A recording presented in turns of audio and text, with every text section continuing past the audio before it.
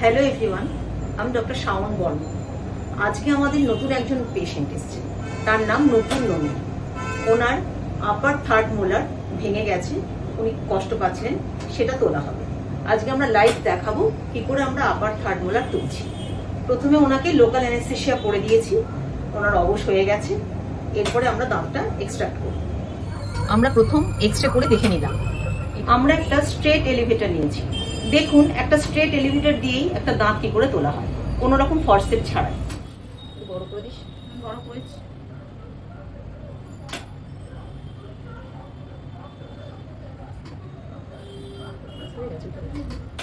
উঠে গেছে।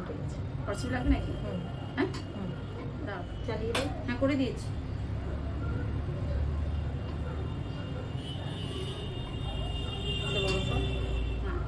আমাদের এক্সট্রাকশন কমপ্লিট আপার থার্ড মোলার।